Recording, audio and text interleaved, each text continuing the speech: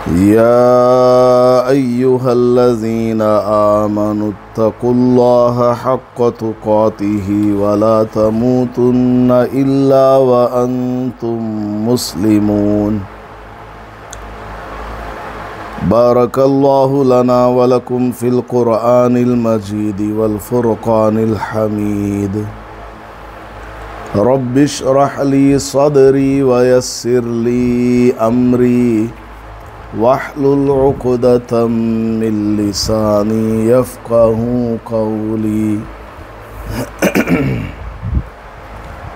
हफ्तावारी इज्तिमा में तशरीफ़ लाई हुई ख़वातीन,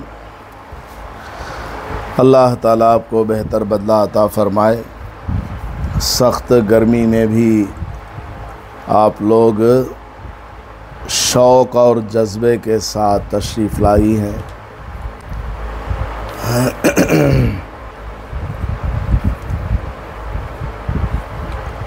रमज़ान से पहले हफ्तावारी जो असबाक है वो 13 तक हुए थे और आज 14 नंबर का सबक शुरू होने वाला है।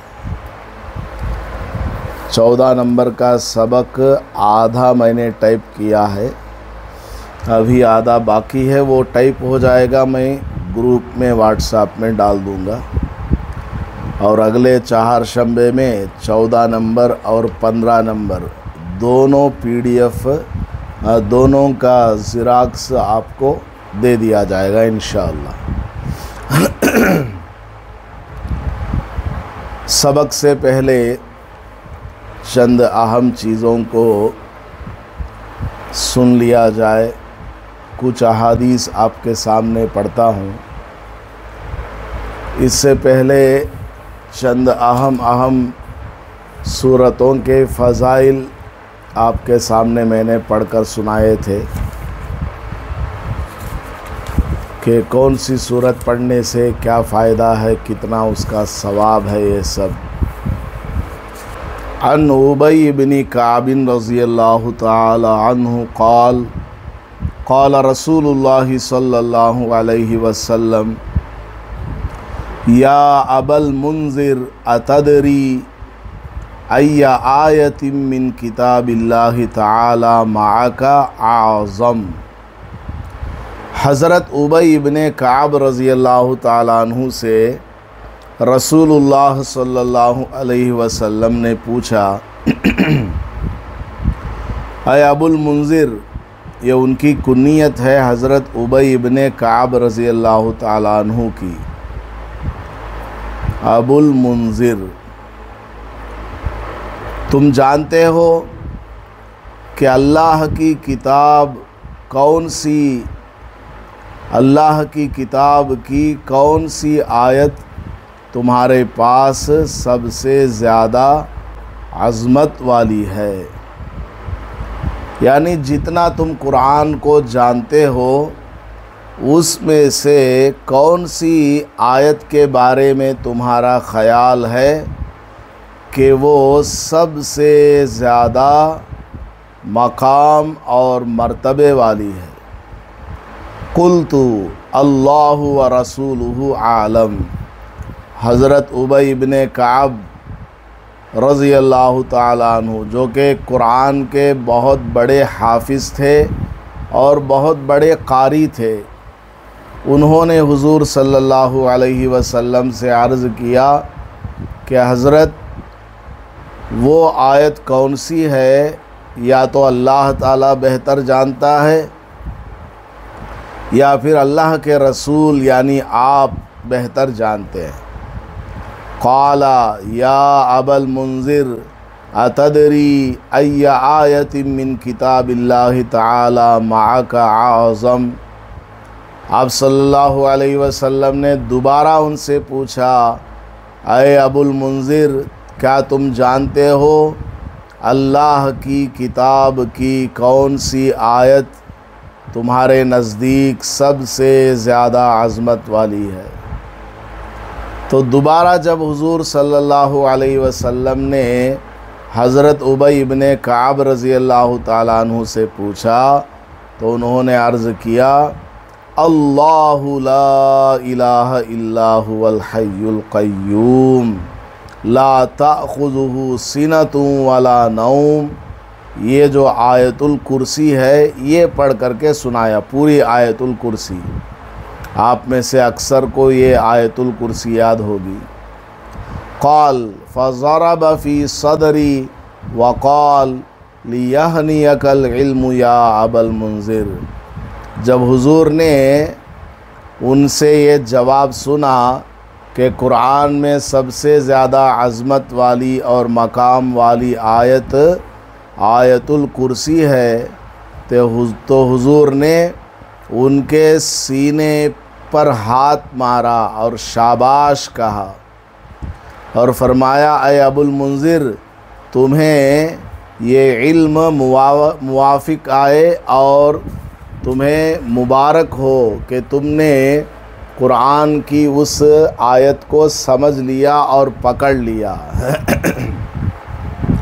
तो कुरान करीम की सबसे ज़्यादा अज़मत वाली मकाम वाली आयत आयतुल कुर्सी है। इसी तरह एक रिवायत में है कि एक शख्स ने रसूलुल्लाह सल्लल्लाहु अलैहि वसल्लम से अर्ज़ किया, या रसूल अल्लाह, कुरान की कौन सी सूरत सबसे ज़्यादा अज़मत वाली है? आपने इरशाद फरमाया, कुल हुवल्लाहु अहद, ये सबसे ज़्यादा अज़मत वाली सूरत है।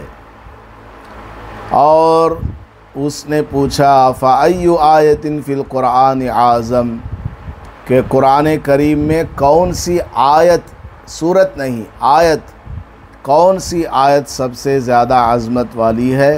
तो आप सल्लल्लाहु अलैहि वसल्लम ने फरमाया, आयतुल कुर्सी। फिर उसने अर्ज़ किया, फ़अय्यु आयतिन या नबी अल्लाह तुहिब्बु अन तुसीबका व उम्मतका। उन्होंने फिर पूछा, कुरान की कौन सी आयत है जिसके बारे में आपकी ख़ास तौर से ख्वाहिश है कि उसका फ़ायदा और उसकी बरक़ात आपको और आपकी उम्मत को पहुँचे? आप सल्लल्लाहु अलैहि वसल्लम ने इरशाद फरमाया, सूरह बकरा की आखिरी आयतें हैं, आमनर रसूलु बिमा उन्ज़िला इलैहि मिर रब्बिही वल मुमिनून, यहाँ से लेकर आखिर तक 6-7 लाइन की आयत है। फिर आप सल्लल्लाहु अलैहि वसल्लम ने इरशाद फरमाया, ये आयतें अल्लाह की रहमत के उन ख़ासुल ख़ास ख़ज़ानों में से है जो उसके अर्श अज़ीम के तहत हैं। यानी अल्लाह के अर्श के नीचे जो ख़ज़ाने हैं उनमें ये आयत मौजूद है। अल्लाह ताला ने ये आयत रहमत इस उम्मत को अता फ़रमाई है।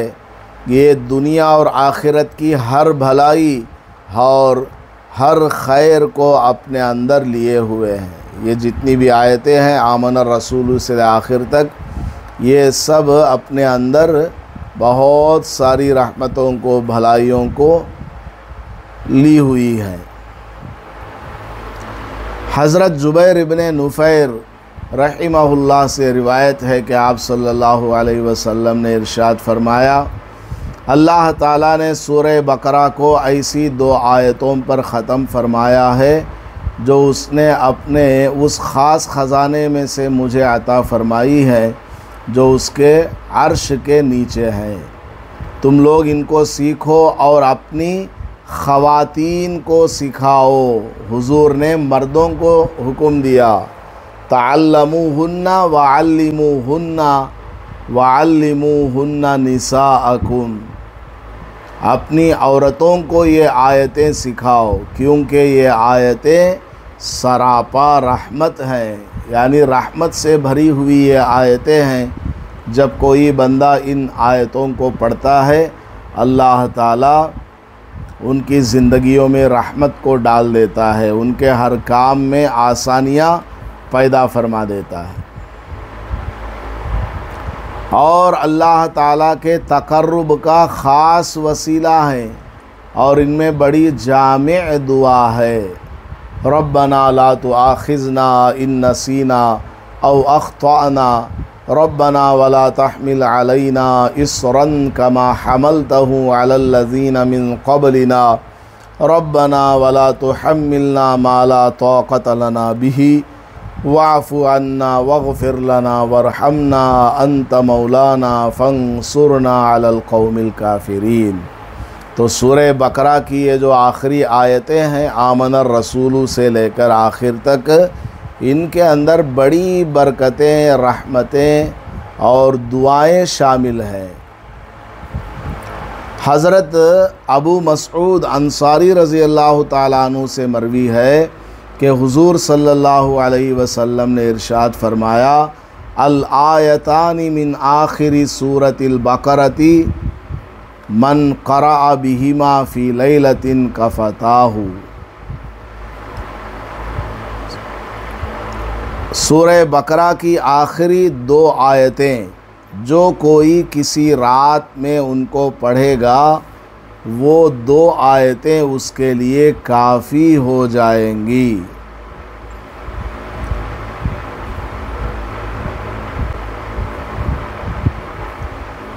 यानी रात में सोने से पहले सूरह बकरा की इन 2 आयतों को आप पढ़ लें तो हर किस्म के शर से आप बच कर के रहेंगे।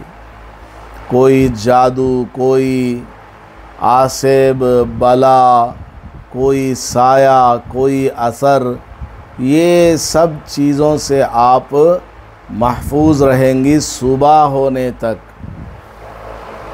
कितनी कमाल की ये आयतें हैं सूरह बकरा की। बिल्कुल आखिरी 3रे पारे में है ये। 3रे पारे में सूरह बकरा ख़त्म होती है, उसके बाद सूरह आले इमरान शुरू होता है, अगली सूरत। तो सूरह आले इमरान के शुरू होने से पहले जो रुकू है उसमें ये आयतें हैं। आमनर रसूलु से शुरू है और फंसुरना अलल क़ौमिल काफ़िरीन पर ख़त्म है। मुश्किल से ये 7-8 लाइन की आयतें हैं, या बड़ी किताब हो, बड़े बड़े हरूफ हों तो 10 लाइन में ये आयतें ख़त्म हो जाती हैं। तो रोज़ाना रात में इसको पढ़ लिया करें घर में, तो आपके घर में हर किस्म की बला से, हर किस्म के जादू से, असरात से आप लोग महफूज रहेंगे। किसी भी तरह की कोई परेशानी, कोई मुसीबत रात के वक्त में आने वाली नहीं है। और इसके अलावा अगर तहज्जुद की नमाज़ आप पढ़ती हैं, उस नमाज में सिर्फ़ यही 2 आयतें पढ़ लिया करें तो भी आपके लिए यही 2 आयतें पढ़ना काफ़ी हो जाएगा। इतना ज़बरदस्त इन 2 आयतों का माना और मतलब है। इसमें अल्लाह ताला से पनाह मांगी जाती है अपने तमाम गुनाहों से, और तौबा और इस्तिग़फ़ार के अल्फाज हैं इसमें। वाफ़ु अन्ना वरहमना वग़फ़िर लना, ये सब है इसमें। इसलिए सूरह बकरा की आखिरी 2 आयतें आमनर रसूलु से शुरू है। इनको आप लोग याद किया करें और इनको पढ़ा करें, और रात में ख़ास करके इनको पढ़ा करें। बच्चों पर पढ़ करके दम किया करें, इंशाअल्लाह बड़ा फ़ायदा आपको हासिल होगा। और इससे पहले जो सूरतें मैंने बताई हैं, सूरह यासीन है, सूरह वाक़िया है, और चारों कुल है, सूरह तबारक है, अलिफ लाम मीम सजदा है। इन सूरतों को भी आप लोग पढ़ा करें, और इसके अलावा तरतीब से कुरान करीम पढ़ते रहें। बाज़ औरतें पूछती हैं कि हमने रमज़ान में 15 पारे पढ़ी हैं या 20 पारे पढ़ी हैं, मुकम्मल नहीं हो पाया, तो अब कहाँ से पढ़ना है? तो जहाँ आपने स्टॉप किया था वहीं से आप आगे कंटिन्यू कीजिए, आगे पढ़िए और कुरान को मुकम्मल कीजिए। रोज़ाना कुरान पढ़ने का मामूल होना चाहिए। 1 पारा, आधा पारा, पाव पारा, जितना आपसे हो सके सुबह में थोड़ा, दोपहर में, असर में, मगरिब में, ईशा में थोड़ा थोड़ा करके पढ़ लें तो आराम से एक दिन में बहुत कुछ आप पढ़ लेंगे। अब आइए सबक नंबर 14। सबक नंबर 14 इंशाल्लाह आपको टाइप करके व्हाट्सएप में PDF भेज दूंगा और उसके अलावा अगले हफ्ते उसका ज़ेरॉक्स प्रिंट भी आपको दूंगा और 15 नंबर सबक भी इंशाल्लाह आपको मिल जाएगा एक साथ में।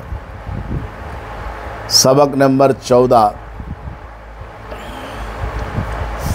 सूरह फ़ातिहा की उसमें फ़जीलत मैंने लिखी है कि सूरह फ़ातिहा चूँकि दुआ है, सूरह फ़ातिहा के अंदर दुआ है। सबसे पहले अल्लाह की तारीफ़ है, अल्हम्दुलिल्लाहि रब्बिल आलमीन अर्रहमानिर रहीम मालिकी यौमिद्दीन इय्याका नअबुदु व इय्याका नस्तईन।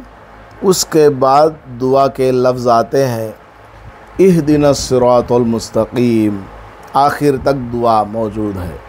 तो सूरह फ़ातिहा के अंदर ज़बरदस्त दुआ अल्लाह से मांगी गई है कि आए अल्लाह हमें सीधा रास्ता दिखा, उन लोगों का रास्ता दिखा जिनके ऊपर तेरा इनाम हुआ, यानी नबियों पर, रसूलों पर और सहाबा पर, शुहदा पर, सालिहीन पर, नेक लोगों के ऊपर ऐ अल्लाह तेरा इनाम हुआ है, उन लोगों का रास्ता हमें दिखा। और जो लोग गुमराह हैं, जिनके ऊपर तेरा अज़ाब नाजिल हुआ, ऐ अल्लाह ऐसे लोगों से हमारी हिफाजत फरमा, ऐसे लोगों के रास्ते से हमें बचा और महफूज रख। चूँकि सूरह फ़ातिहा के अंदर दुआ मौजूद है, इसलिए कहा गया कि सूरह फ़ातिहा जब नमाज में पढ़ें तो आमीन कहना चाहिए आहिस्ता आवाज़ से। जिस तरह आप जिस आवाज़ में सूरह फ़ातिहा पढ़ती हैं उसी आवाज़ में आमीन भी आहिस्ता कहना चाहिए। और हदीस शरीफ में इसकी फ़जीलत आती है कि जब सूरह फ़ातिहा नमाज में कोई पढ़ता है और वो सूरह फ़ातिहा ख़त्म करता है, आमीन कहता है, तो रहमत के फ़रिश्ते भी आमीन बोलते हैं, वहाँ पर मौजूद होते हैं और आमीन कहते हैं। और जिनकी आमीन फ़रिश्तों की आमीन से मिल जाए, यानी नमाज़ पढ़ने वाले ने आमीन कहा, उसी वक्त फ़रिश्तों ने भी आमीन कहा, दोनों का टाइम सेम था, तो फिर क्या होगा? अल्लाह ताला उस बंदे के सारे गुनाहों को माफ़ कर देता है। कितनी बड़ी फ़जीलत की बात है। इसलिए सूरह फ़ातिहा पढ़ने के बाद आमीन आहिस्ता आवाज़ से कहना चाहिए। आमीन का मतलब है ऐ अल्लाह इस दुआ को कबूल फरमा जो हमने सूरह फ़ातिहा के ज़रिए अभी मांगी है। उसके बाद हदीस है, क़ाल नबी सल्लल्लाहु अलैहि वसल्लम आज़मुन निसाई बरकतन ऐसरुहुन्ना मऊनतन। तर्जमा, हुज़ूर अक़दस सल्लल्लाहु अलैहि वसल्लम ने इरशाद फरमाया, औरतों में सबसे ज़्यादा बरकत वाली औरत वो है जिसकी मशक्क़त कम से कम हो, यानी औरत का निकाह तय हुआ, निकाह के अंदर औरत को चाहिए कि वो अपना महर कम से कम रखे, कम से कम महर रखे, यानी कम से कम महर इस्लाम में 31 ग्राम चांदी है, 30 पर 1 ग्राम चांदी है कम से कम। तो 30 पर 1 ग्राम चांदी का रेट आजकल क्या है? तकरीबन 2000 रुपया है। तो जिस औरत के निकाह में औरत की तरफ से महर का डिमांड कम से कम हो, वो औरत बरकत वाली है। और दूसरी तरफ मर्दों को कहा गया कि तुम मर्द हो, तुम्हारी शादी हो रही है। एक औरत अपने माँ बाप को छोड़कर, अपने भाई बहन को छोड़ कर के, अपने रिश्तेदारों को छोड़ कर के, अपने मोहल्ले को, गली को, सहेलियों को छोड़ कर के तुम्हारे पास आ रही है, तो तुमको चाहिए कि तुम ज़्यादा से ज़्यादा महर अदा करने की कोशिश करो। ज़्यादा से ज़्यादा 1.5 किलो अदा करने को कहा गया। 1.5 किलो चांदी, 1531 ग्राम, 1531 ग्राम चांदी अदा करने के लिए मर्द को कहा गया है। लेकिन वो फ़र्ज़ या वाजिब नहीं है, कोशिश करना है कि इतना तुम अदा कर सको। अगर इतना नहीं हो पाता तो जितना हो सके अदा करना है। तकरीबन 1.5 लाख रुपया, तकरीबन 1.5 लाख रुपया आजकल के हिसाब से। और औरत को कहा गया 31 ग्राम चांदी। 100 ग्राम है चांदी तो 3100 रुपया बनता है। मैंने 2000 गलत बोल दिया था। तो कम से कम महर औरत की तरफ से डिमांड हो कि 31 ग्राम चांदी का जो रेट है उतना दे दो, यानी 3100 रुपया आजकल के हिसाब से। लेकिन मर्दों को कहा गया कि तुम ज़्यादा से ज़्यादा महर अदा करो। 5000, 10,000, 20,000, 50,000, जितना तुमसे हो सके। चाहे कैश दे दो, चाहे अंगूठी बना करके दे दो, चाहे गले की चैन बना करके दे दो। किसी भी शक्ल में अपनी होने वाली बीवी को ज़्यादा से ज़्यादा तुम महर देने की कोशिश करो। तो औरतों के बारे में बताया हुजूर ने कि औरतों में सबसे ज़्यादा बरकत वाली औरत वो है जो शादी के वक्त और शादी के बाद अपने शौहर से ज़्यादा डिमांड ना करे, अपनी ज़रूरत के मुताबिक खाना पीना मांगे, फजूल खर्चियाँ ना किया करे। कपड़ा 1000 का भी चल जाएगा, 2000 का भी चल जाएगा, 10-10 हज़ार, 20-20 हज़ार का जोड़ा औरत मांगने लगे। ज़ेवर बहुत सारे हैं, इसके बावजूद और भी ज़ेवर, पूरा सर, गला, कान, हाथ सब भरे हुए हों, और बेचारा मर्द के पास इतनी कमाई नहीं है और औरत ये सब डिमांड कर रही है। उसके अलावा वॉशिंग मशीन भी चाहिए, फ्रिज भी चाहिए, और कूलर भी चाहिए, एसी भी चाहिए। अगर मर्द कमाता है, अच्छा खाने पीने वाला घराना है, अच्छा मालदार है, और आप लोग मांगे, कोई बात नहीं। लेकिन मर्द की कमाई कम है, इसके बावजूद औरतें अपने शौहर से ज़्यादा डिमांड करने लगें, खाने पीने में भी बहुत ज़्यादा खर्च करे, और चीज़ें भी, बर्तन भी, कपड़े भी, ज़ेवर भी ज़्यादा डिमांड करे। ये वो औरत है जिसके ज़िंदगी में बरकत नहीं रहेगी। बरकत अगर चाहिए तो ज़रूरत के मुताबिक ही अपने शौहर से डिमांड करना चाहिए, अपने शौहर की कमाई के हिसाब से ही उसको मांगना चाहिए, मुतालबा करना चाहिए।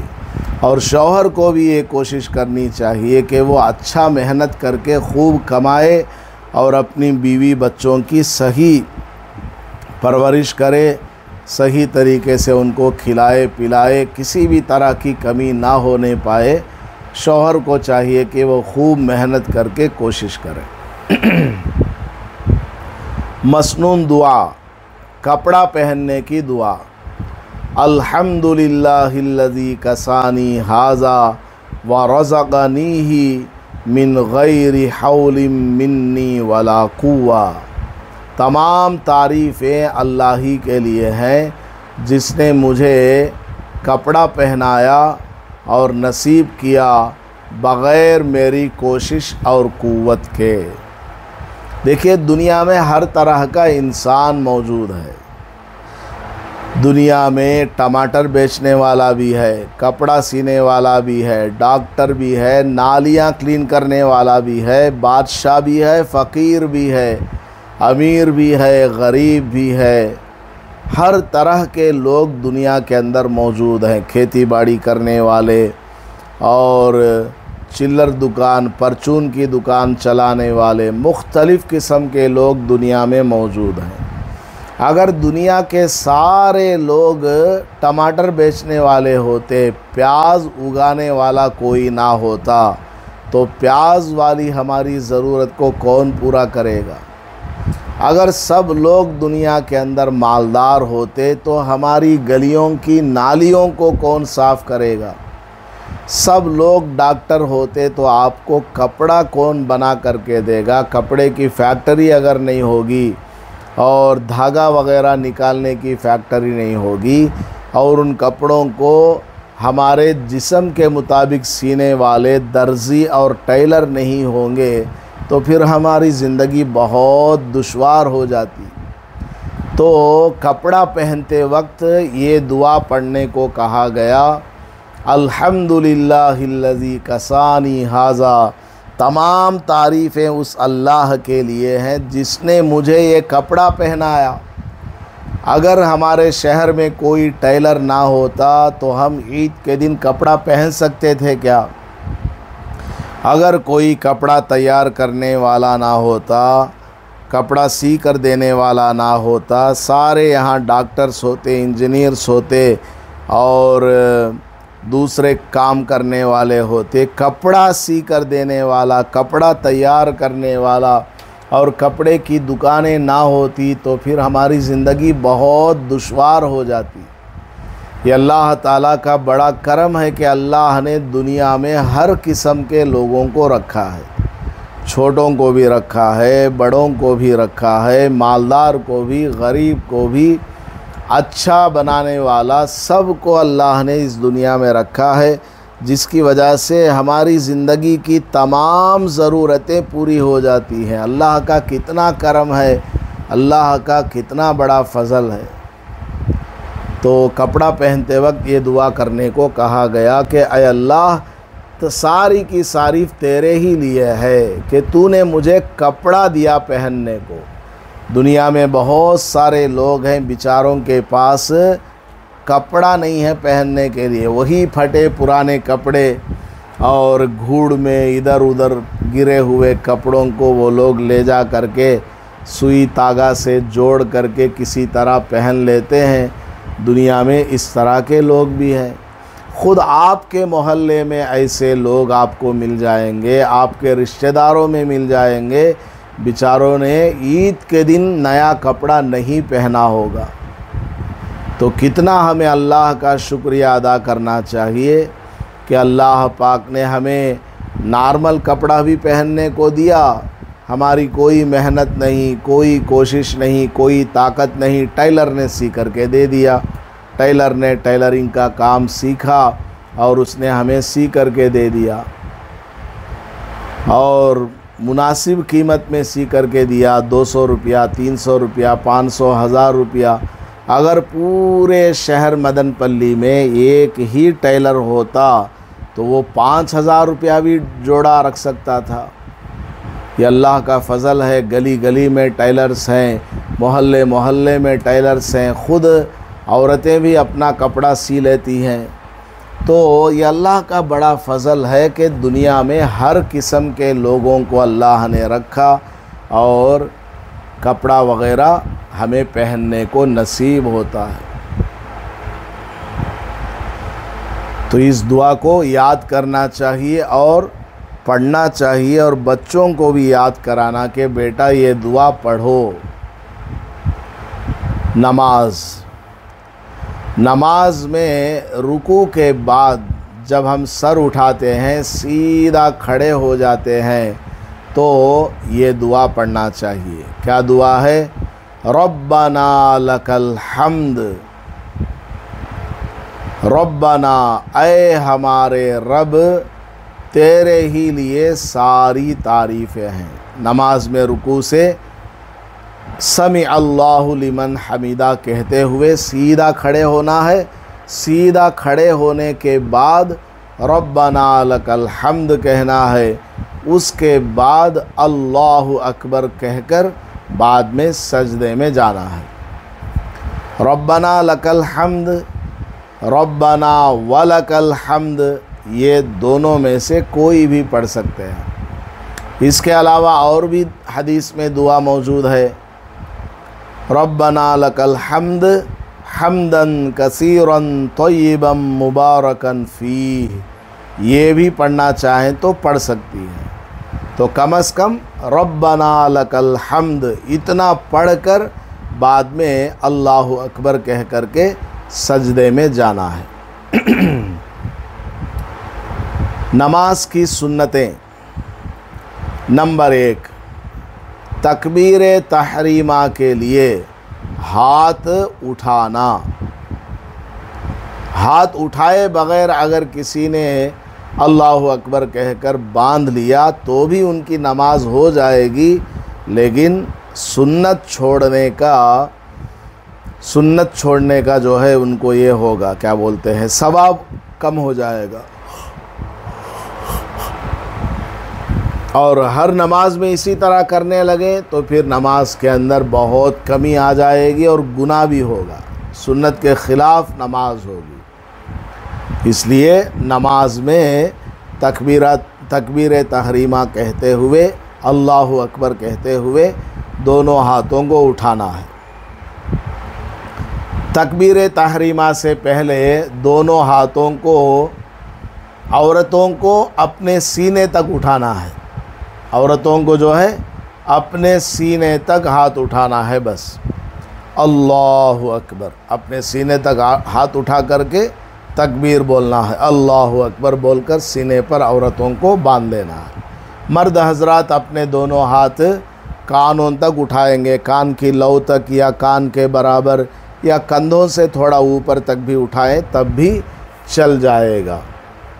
दोनों हाथ कानों तक उठा करके अल्लाहु अकबर कहकर बाद में अपने नाफ के नीचे या पेट के ऊपर मर्द हजरात अपने दोनों हाथों को बांध देंगे। जब हाथ उठाते हैं तकबीर कहने के लिए, हाथ उठाते वक्त उंगलियों को ना बहुत ज़्यादा कुशादा करना और ना बहुत ज़्यादा बंद करना, यानी हाथ की उंगलियां नॉर्मल पोजीशन में होनी चाहिए। हाथ की हथेली का रुख क़िबले की तरफ होना। दोनों हाथ अपने सीने तक आप उठाइए, बैठे बैठे दोनों हाथ अपने सीने तक उठाइए।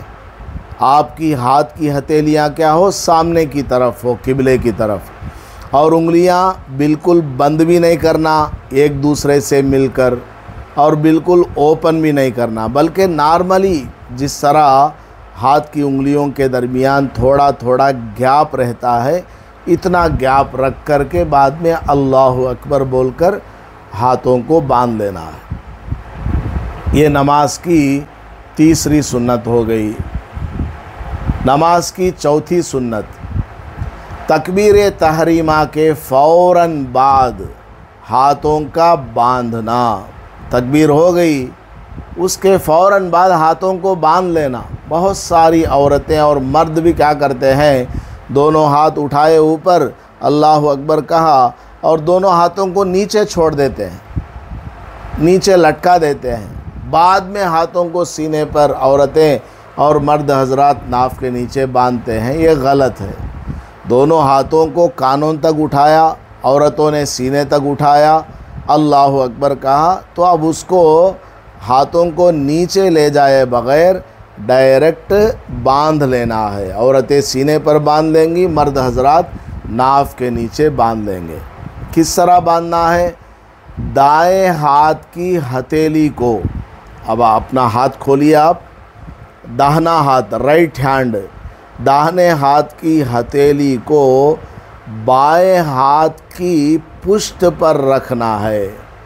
लेफ़्ट जो हाथ है उसके पीठ के ऊपर आपके सीधे हाथ की हथेली रखना है।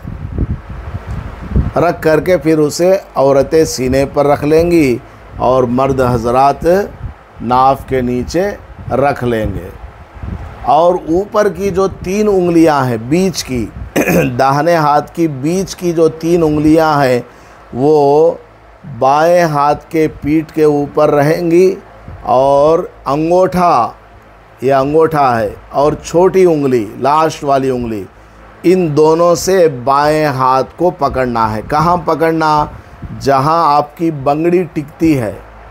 हाथ में एक हड्डी है ना, उंगलियों के पीछे हाथ में एक हड्डी है, वहाँ आपकी बंगड़ियाँ होती हैं, चूड़ी होती है। यहाँ पर आपको इस तरह हल्का बना करके बांध लेना है। 3 उंगलियाँ ऊपर रहेंगी और अंगूठा और छोटी उंगली से आप अपने हाथ को पकड़ लेंगे। इस तरह करके नमाज में होना चाहिए। अगर इस तरह हाथ रखे रखे दर्द हो रहा है, उंगलियों को खोल दिया तब भी ठीक है, इसमें कोई गलती की बात नहीं है। जितना देर हो सके पकड़ करके रखें, बाद में दर्द होने लगे तो हाथों को, उंगलियों को अलग भी करके बस डायरेक्ट बाएं हाथ के पीठ के ऊपर अपने दाएं हाथ की हथेली को रख सकती है। नंबर 5, हाथ बांधने के फ़ौरन बाद सना पढ़ना है। हाथ बांध लिए तो उसके फ़ौरन बाद सना पढ़ना है। ताख़ीर नहीं करना, उसमें लेट नहीं करना, फ़ौरन सना पढ़ देना। क्या है सना? पढ़िए एक बार। सुब्हानकल्लाहुम्मा व बिहम्दिका व तबारकस्मुका व तआला जद्दुका व ला इलाहा गैरुक। सुब्हानकल्लाहुम्मा व बिहम्दिका व तबारकस्मुका व तआला जद्दुका व ला इलाहा गैरुक। ये है सना। बहुत सारी औरतें क्या करती हैं, अल्लाहु अकबर कहकर नियत बांध लेने के बाद सना सुब्हानकल्लाहुम्मा व बिहम्दिका व तबारकस्मुका इस तरह पढ़ती हैं। सना भी बोलती हैं शुरू में। मदरसे में इसी तरह उनको याद कराया जाता है कि नमाज की दुआएं सुनाओ। बच्ची आकर के खड़ी होती है, तकबीर, अल्लाहु अकबर, सना सुब्हानकल्लाहुम्मा व बिहम्दिका। तो मदरसे में, मकतब में, मस्जिद में जिस तरह पढ़ाया वही माइंड में रह गया कि नमाज के अंदर भी सना बोलना है। गलत है। नमाज के अंदर सना का लफ्ज़ नहीं बोलना। सना तो उस दुआ का नाम है। आप उसके बाद औज़ बिल्लाह बिस्मिल्लाह पढ़ती हैं तो औज़ बिल्लाह से पहले क्या बोलती हैं? क्या ये तावुज़ है? बिस्मिल्लाह से पहले बोलती हैं क्या तस्मिया? या अलहम का सूरा पढ़ने से पहले उसका नाम लेती हैं क्या? सूरह फातिहा, अलहम का सूरा, कुछ भी नहीं ना। इसी तरह सना पढ़ने से पहले भी तकबीर के बाद सना नहीं बोलना, बल्कि डायरेक्ट सना को पढ़ देना, यानी उस दुआ को पढ़ देना। कैसे? अल्लाहु अकबर सुब्हानकल्लाहुम्मा व बिहम्दिका व तबारकस्मुका व तआला जद्दुका व ला इलाहा गैरुक। तो इस बात को आप अच्छी तरह याद रखें, बच्चियों को भी बताएं, बल्कि जो बच्चे नमाज अभी सीख रहे हैं उनको भी बताएं। ये हो गया नमाज की कुछ सुन्नतें। उसके बाद एक अकीदा। क्या अकीदा है? सब पैगंबरों की गिनती अल्लाह ताला ने किसी को नहीं बताई है। कुरान में अल्लाह ने फरमाया है, वलक़द अरसलना रुसुलम मिन क़ब्लिका मन क़ससना अलैका व मिनहुम मन लम नक़सुस अलैक। के ऐ मोहम्मद सल्लल्लाहु अलैहि वसल्लम, हमने आपसे पहले भी बहुत सारे नबियों को, रसूलों को इस दुनिया में भेजा है। लेकिन कितने रसूल आए दुनिया में, कितने नबी आए दुनिया में, ये कुरान में भी मौजूद नहीं और हदीस में भी मौजूद नहीं है। अंदाज़े से उलमाए किराम मुख्तलिफ़ अहादीस को सामने रख कर के बताते हैं तकरीबन 1.25 लाख अम्बिया अलैहिमुस्सलातु वस्सलाम इस दुनिया में तशरीफ़ लाए हैं। 1,24,000 कमोबेश पैगंबर इस दुनिया में तशरीफ़ लाए हैं। ये हमारा अक़ीदा है कि हुज़ूर सल्लल्लाहु अलैहि वसल्लम सबसे आखिर में इस दुनिया में तशरीफ़ लाने वाले पैगंबर हैं और उनसे पहले कमोबेश 1.25 लाख पैगंबर इस दुनिया में तशरीफ़ लाए हैं और सारे के सारे पैगंबर बरहक हैं, जिनमें से 25 पैगंबरों का नाम कुरान में मौजूद है। हज़रत आदम अलैहिस्सलाम, हज़रत नूह अलैहिस्सलाम, हज़रत दाऊद अलैहिस्सलाम, सुलेमान, मूसा, ईसा, यहया, हारून और याकूब, यूसुफ़, इसहाक़, ये सब इस तरह पैगंबरों के 25 नाम कुरान में मौजूद हैं और हदीसों में भी कुछ पैगंबरों के नाम हैं। हज़रत दानियाल अलैहिस्सलाम, हज़रत शीस अलैहिस्सलाम, इस तरह पैगंबरों के कुछ नाम हमें मालूम हैं, लेकिन तमाम पैगंबर कितने थे और उनके नाम क्या क्या हैं वो अल्लाह के सिवा कोई नहीं जानता है। ये हमारा अक़ीदा है, हमारी बिलीफ है, हम इसको मानते हैं। अब आगे सुन्नत। औरत और मर्द दोनों के लिए कैलूला करना सुन्नत अमल है। रसूलुल्लाह सल्लल्लाहु अलैहि वसल्लम ने इरशाद फरमाया, दिन में कैलूला करने के ज़रिए रात की इबादत पर कुव्वत हासिल करो। यानी रात में अगर जल्दी आँख खुलना है तो आदमी को चाहिए कि वो दोपहर में खाना खाने के बाद खाने से फारिग हो करके थोड़ी देर सो जाए, 40 मिनट सो जाए, 1 घंटा सो जाए, अगर किसी को ज़रूरत पड़ रही है तो वो 1.5 घंटा सो जाए। तो रोज़ाना हुज़ूर सल्लल्लाहु अलैहि वसल्लम कैलूला फरमाया करते थे। कैलूला का मतलब क्या?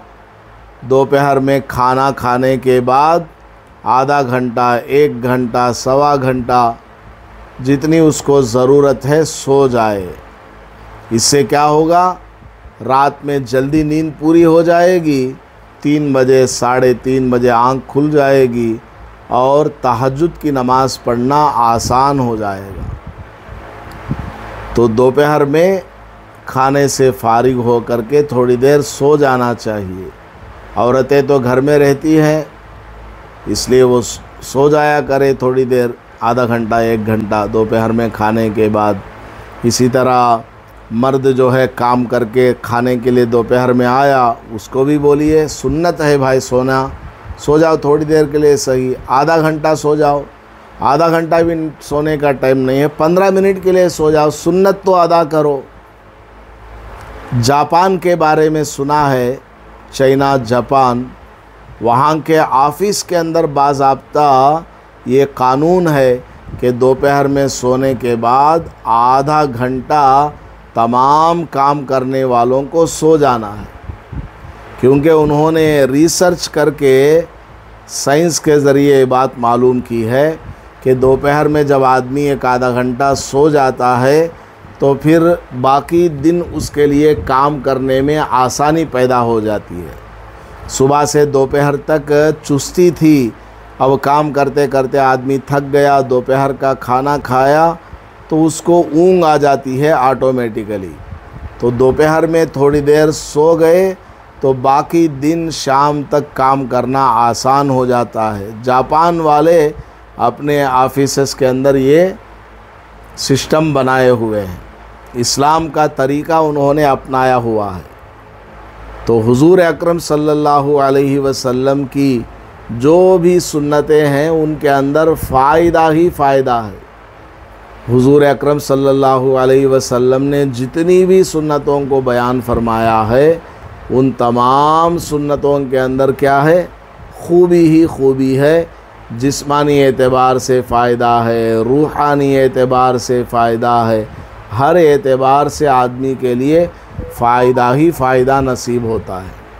इसलिए हुजूर की सुन्नतों को अपनाना चाहिए।